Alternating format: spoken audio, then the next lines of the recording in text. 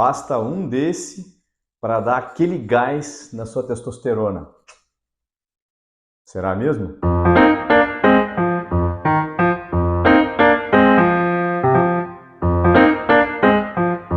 Olá, meu nome é Bruno Vedovato, sou médico, urologista. E antes da gente seguir aqui com o vídeo e ver se isso é verdade ou não, já deixa aqui sua curtida, ative aqui as notificações, me siga lá no Instagram, Facebook, que a gente posta conteúdo diariamente. Tudo isso é muito importante para a gente continuar aumentando o alcance aqui do canal. Então vamos lá. Será mesmo que um alimento é capaz por si só de fazer subir, elevar os níveis da testosterona? Então vamos lá, desculpa te desapontar, mas a resposta é não. E vamos então entender, né, todo o contexto, entender toda a teoria por trás disso e desmistificar isso uma vez por todas. Então, infelizmente, isso é muito comum, né, aqui no YouTube e em outras plataformas, porque é algo que gera clique, é algo que é fácil de fazer, de implementar, ou seja, é um atalho, né? E todos nós queremos um atalho, queremos uma resolução mais rápida para um problema que a gente tem tido, tá? Mas, infelizmente, não é assim e eu estou aqui para te trazer a verdade, para te trazer orientações quanto a medidas que, de fato, vão te ajudar, para que você não perca tempo, tá? Porque tempo hoje é precioso. Então, assim, o nosso eixo hormonal, ele funciona através, né, de uma cascata de eventos complexos. Então, pensando em testosterona e também em outros hormônios, né, de forma muito semelhante, a nossa produção ela funciona por retroalimentação, positiva ou negativa. Então, ou seja, a testosterona então ela é produzida lá pelos testículos, esses níveis na circulação passam lá pelo cérebro, que entende que as concentrações estão adequadas naquele momento e cessa o estímulo à produção momentaneamente. A partir do momento que os níveis de testosterona vão caindo por conta, né, da atuação dela ali nos seus receptores, essas estruturas cerebrais percebem essa diminuição e então há um novo pulso das chamadas gonadotrofinas, que vão novamente estimular um novo pico de testosterona. Tá?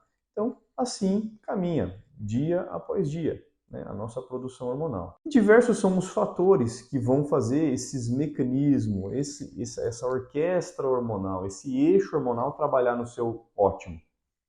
Idade, né? A idade pode interferir na resposta testicular a esses estímulos.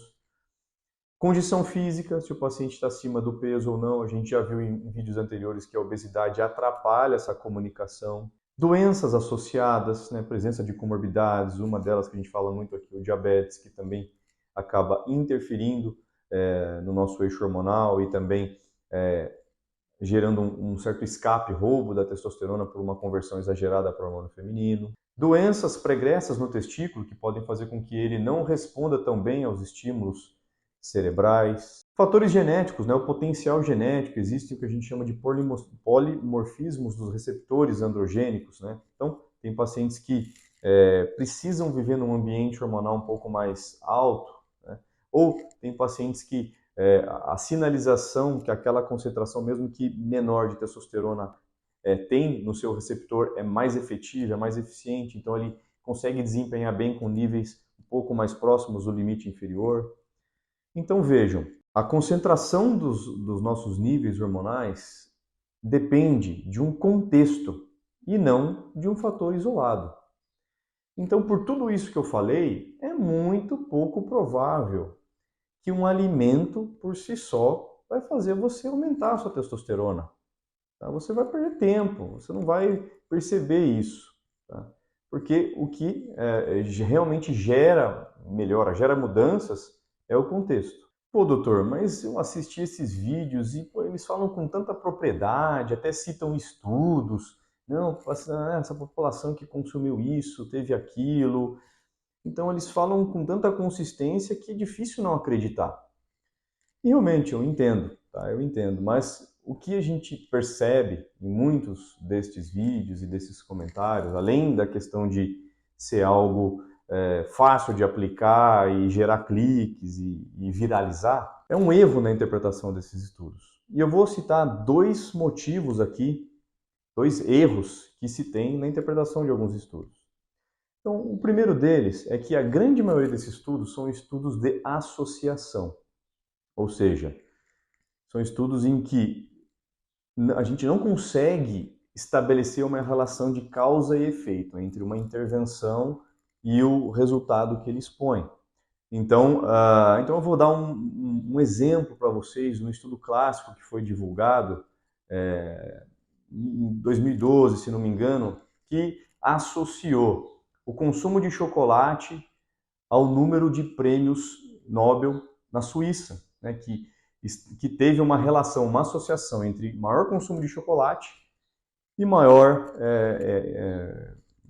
quantidade de prêmios Nobel naquele país. E assim, para vocês entenderem, não tem como a gente estabelecer e fincar pé de que comer chocolate vai te fazer ganhar um prêmio Nobel. Existem uma série de teorias, que o chocolate pode ter algumas propriedades favoráveis, alguns antioxidantes, mas isso é uma análise muito rasa. O que acontece é que, culturalmente lá, se consome bastante chocolate e trata-se de um país de primeiro mundo, um país que valoriza o seu sistema educacional e que criou condições para gerar mais indivíduos aptos a ganhar um prêmio Nobel. Então, uma coisa não levou a outra. São fatores que caminham juntos. O fato do indivíduo estar na Suíça e consumir mais chocolate faz com que ele seja também um indivíduo que passou por um sistema educacional suíço que lhe proporcionou condições para chegar no prêmio Nobel, entendeu? Então, são fatores que caminham juntos e não que uma coisa está levando a outra, tá? E isso é muito comum da gente ver na interpretação desses estudos. Então, esse é o primeiro ponto.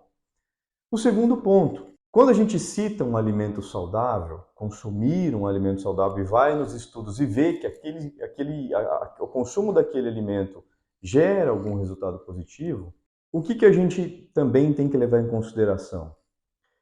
Que o consumo daquele alimento é um marcador de um comportamento, né?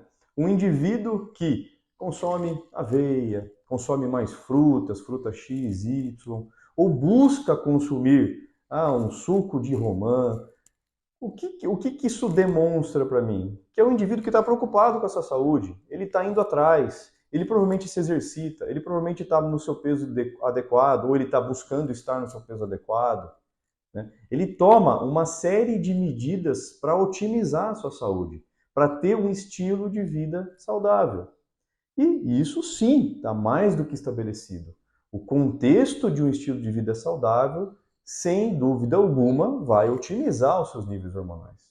Então, ou seja, consumir aquele alimento não é por si só uma coisa que leva a outra, e sim um marcador de um indivíduo mais saudável, tá? Então, essa é outra interpretação que a gente tem que levar em consideração. Então, acho que ficou claro, né? Então, vamos parar de cair no conto do vigário. Eu sei que é tentador ir atrás de atalhos, né? Ter uma resposta rápida para um problema, mas vocês já devem ter se frustrados, não só com relação a alimentos, mas em medicamentos, produtos que vendem por aí, que vão elevar a testosterona e não tem comprovação científica alguma, né?